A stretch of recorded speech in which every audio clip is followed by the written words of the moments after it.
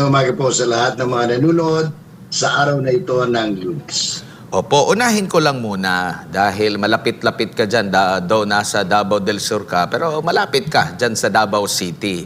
At nitong nakalipas na linggo ay sentro po ng diskusyon yung naging pahayag po ng Pangulo natin na parte ng kanyang mga legacy project, yan pong Bukana Bridge. Sa inyo pong pagkakaalam, Manong Jay, pag sinabi mo bang legacy, malawak po ba yan?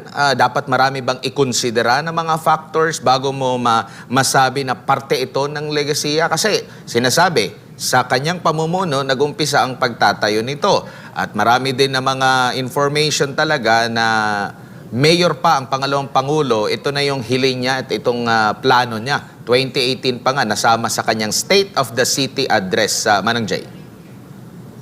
At alam mo yung salitang pamana, no, o legacy, nagsisimula yan kung sa simpleng kawikaan, ano, ay nagsisimula yan sa isang panaginip, sa isang panaghoy, sa isang panambitan. Halimbawa, gusto kang magpamana sa anak mo ng lupain. So, mag-aambisyon ka, magkaroon ng lupa, titingnan mo kung saan banda, anong klaseng lupa, anong pwede itanim. Ganon din sa ano pa mang bagay, like ito pinag-uusapan itong Bukana Bridge, no?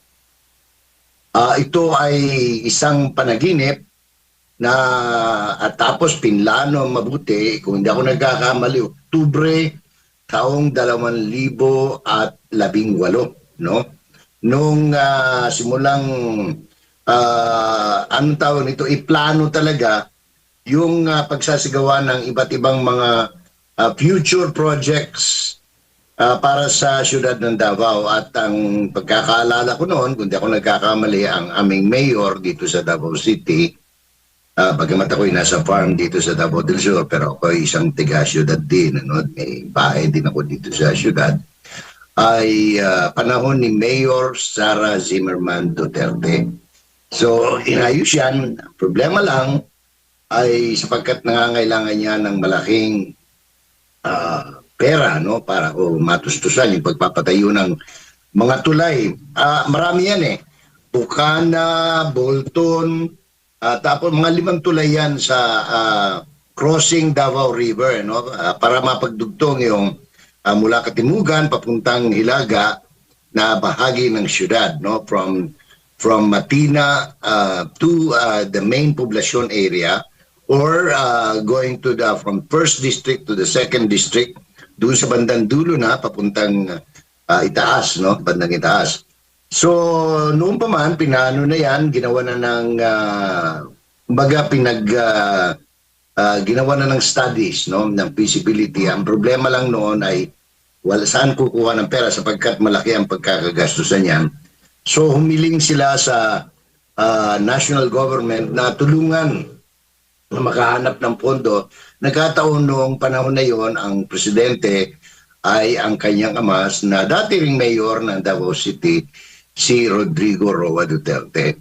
At nang sila ay magkaroon ng tsansa na makapunta sa China, ay nabanggit ito sa mga namumuno sa bansang China.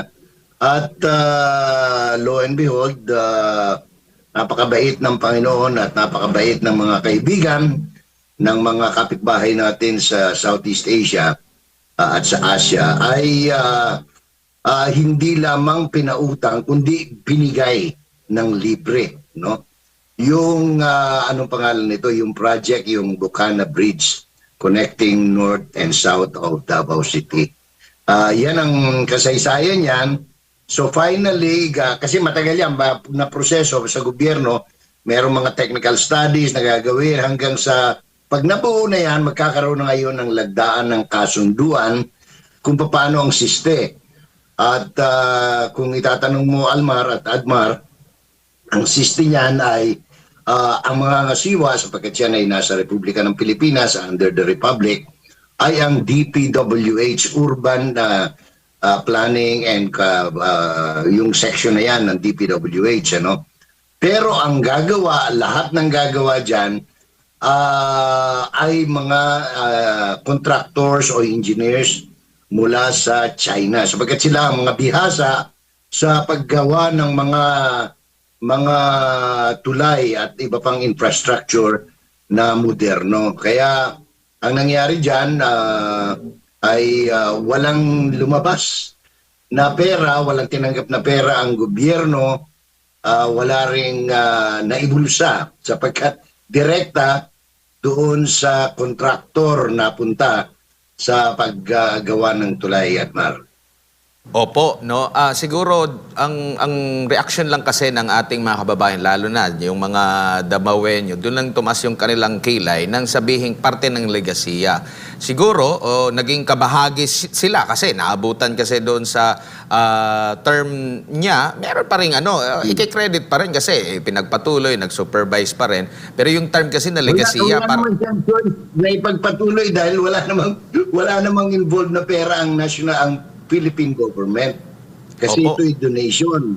So nagkataon noong 2020 nagkaroon ng lagdaan, and finally nagkaroon ng pandemic na naantala yan, nasimula yan 2022 na, kaya natapos ngayon 2025. Meron niya ako nakita Manong Jay, dokumento na yung notice to proceed, no? 2022 yun, parang July ata yun nung nilagdaan ng counterpart sa China yung notice to proceed mula sa DPWH.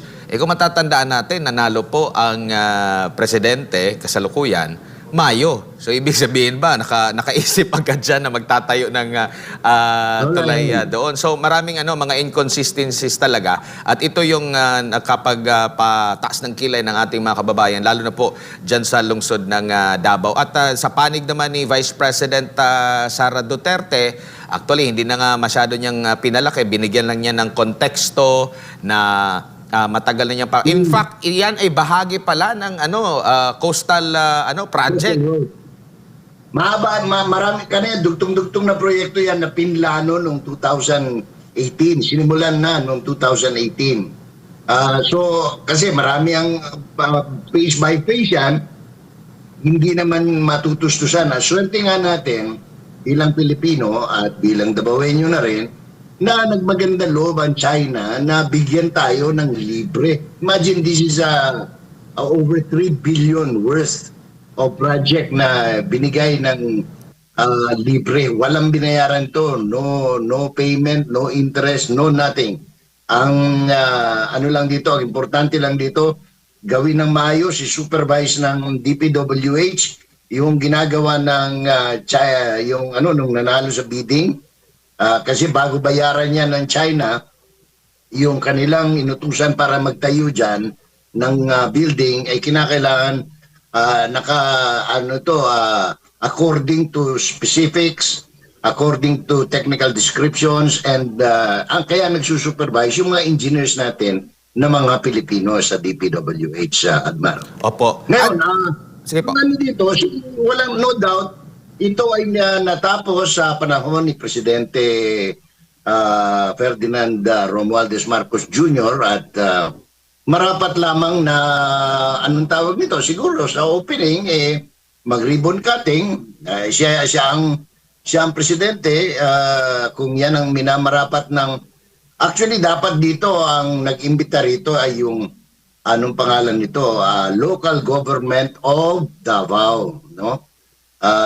Dapat dyan kino-ordinate ng DPWH sa local government because this is a project of the local government of Davao. This is not a project of the national government. Remember, tumulong lamang ang national government para makahanap ng magpupondo, in this case, ng magdo-donate. No? So, yun lamang ang role ng national government dito. Yung, maswerte tayo because at that time, napaganda ng relasyon ng China ni President Xi Jinping at ni President Rodrigo Roa Duterte. Opo. Ano naman ang masasabi niyo po, Manong Jay? Dahil sa mga comment section, ang sinasabi naman ng netizen, tsaka ng iba pa na maka-administrasyon, na ang kapalit daw nito, West Philippine Sea, No, niloloko lang tayo. Binabanatan nila ang mga Duterte na maka-China at ang kapalit nito kasi nagbigay sila ang West Philippine Sea, Manang Jay. Alam mo, yan ang propaganda yan ng CPP-NPA at ng CIA, no, ng Amerika. Yan ay malayo sa katotohanan, no? If you examine the records, magmula ng managinip si Sara nito, si Mayor Sara, hanggang sa magkaroon ng nothing was mentioned of anything about anong tawag nito, West Philippine Sea or Southeast, South China Sea is west of the Philippines. No, walang ganon. As a matter of fact, bahagi pa rin ito, kung di ako nagkakamali, itong tulay na ito doon sa iba pang tulay na binigay ng China bilang regalo kay Presidente Duterte. Kasama na dyan yung dyan sa may Binondo, kasama na yung dyan sa may, kung di ako nagkakamali, dyan sa connecting Ortigas, at saka Bonifacio Global City, at iba pa. At rin yung malapit din dito sa himpilan natin, sa may Rockwell, may isang tulay dyan, di ba? Na sinira at winiden. Correct, pinalawak, pinatibay. Opo. Manang Jay, meron lang tayong ipapanood sa ating mga kababayan. Ito po ay inauguration ng Davao City Coastal Bypass Road project, no? Ito ay naganap 2023 July 1 kung saan in good terms pa ang Marcos at Duterte at itong inauguration ito ng Coastal Bypass Road ay bahagi itong tulay na ito, connecting ito, no? Pati nga yung tulay pa papunta doon sa Samal, dadaanan din itong coastal road na ito. At pakinggan natin ang mga kataga na sinasabi ni President Bongbong Marcos. Ito, panoorin natin. Before anything, let me join with our Vice President to recognize the Vice President's presence who is here today and who has said that has decided to join us to see the fruition of a project that started during her mayoral incumbency. Also of extreme importance to the completion of this project, we must acknowledge my predecessor, someone who was a central part of the instrumental central part of bringing us here all today, the former President Rodrigo Roa Duterte.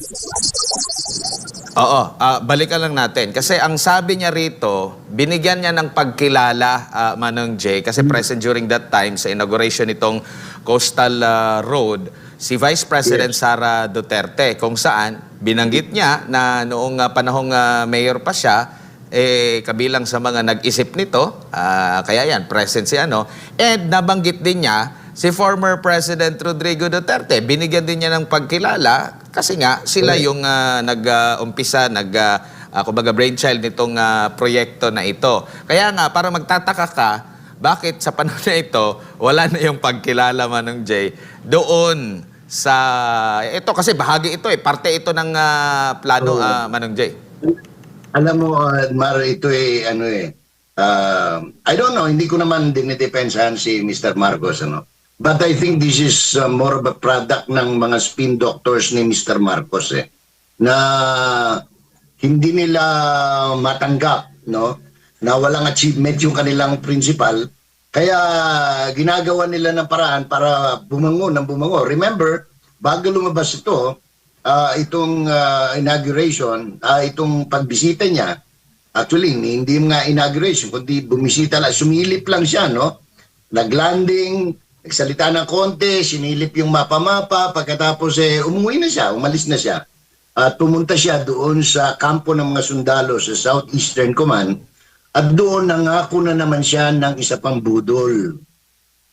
Hindi siya nagbudol fight, nakipagbudol fight siya at the same time, nambudol na naman ang presidente nung sinabi niyan tataasan niya yung allowance ng mga sundalo, gayong wala naman ito sa nakapaloob sa proposed 2026 budget and there is no money appropriated for that, no?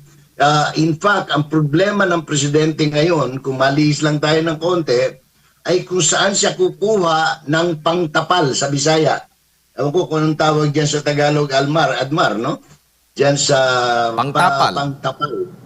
Pangtapal sapagkat yung proposed 2026 budget ay sobra ng more than 1.7 trillion doon sa kikitain ng bansa. At ito ay sinabi ng mga nag-iisip dito na ito ay kukunin sa mga uutangin ng bansa. Ang problema natin ay walang gustong magpautang na bansa sa atin ngayon. Dahil sa hindi per se,